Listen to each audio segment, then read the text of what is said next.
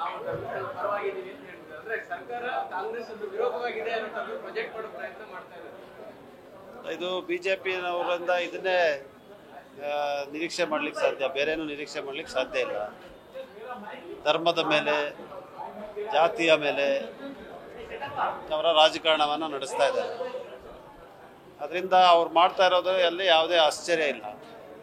ಅಂದರೆ ಸರ್ಕಾರ ಪಾರದರ್ಶಕವಾದಂಥ ತನಿಖೆಗೆ ಬದ್ಧವಾಗಿದೆ.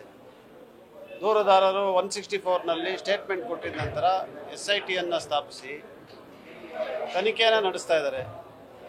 ಎಲ್ಲ ಕಡೆಯಿಂದ ಕೂಡ ಅವರು ಅದನ್ನು ಹತ್ತಿರದಿಂದ ತನಿಖೆ ಮಾಡ್ತಾ ಇದ್ದಾರೆ. ಅದು ದೂರುದಾರದ ವಿಚಾರ ಇರ್ಬೋದು, ಮತ್ತು ಅವ್ರು ಮಾಡಿರುವಂಥ ಆರೋಪದ ವಿಚಾರ ಇರ್ಬೋದು, ಇದೆಲ್ಲವನ್ನು ಕೂಡ. ಮತ್ತು ಧರ್ಮಸ್ಥಳ ಒಂದು ಪುಣ್ಯಕ್ಷೇತ್ರ, ಅದರ ಪವಿತ್ರತೆಯನ್ನು ಕಾಪಾಡಿಕೊಂಡು ಈ ಕೆಲಸವನ್ನು ಮಾಡಬೇಕು ಅಂತ ಕೂಡ SITನವರು ಕೆಲಸ ಮಾಡ್ತಾ ಇದ್ದಾರೆ. ಅದರಿಂದ ಪಾರದರ್ಶಕವಾದಂಥ ತನಿಖೆಗೆ ಯಾರು ಕೂಡ ಅಡ್ಡ ಬರಬಾರ್ದು.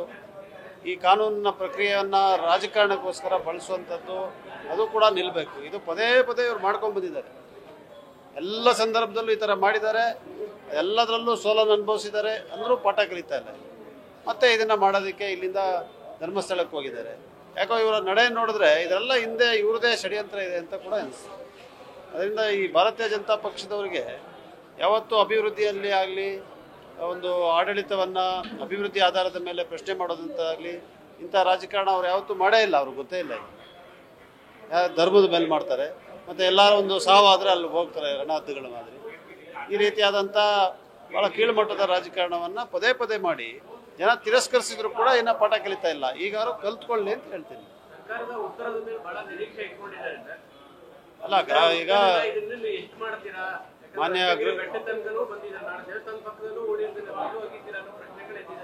ಅಲ್ಲ, ಅದೆಲ್ಲ ಪ್ರಶ್ನೆಗಳಿಗೆ ಮಾನ್ಯ ಗೃಹ ಸಚಿವರು ಇವತ್ತು ಉತ್ತರವನ್ನು ಕೊಡ್ತಾರೆ. ಮೊನ್ನೆ ಕೂಡ ಹೇಳಿದ್ದಾರೆ ಅವರು ಯಾವ ಥರ ಅವರು ತನಿಖೆಯನ್ನು ನಡೆಸ್ತಾ ಇದ್ದಾರೆ ಅಂತ. ಇದರಲ್ಲಿ ಅವ್ರು ಯಾರು ದೂರುದಾರರಿದ್ದಾರೆ ಅವರೊಬ್ಬನ ಕೂಡ ಬಿಟ್ಟಿಲ್ಲ.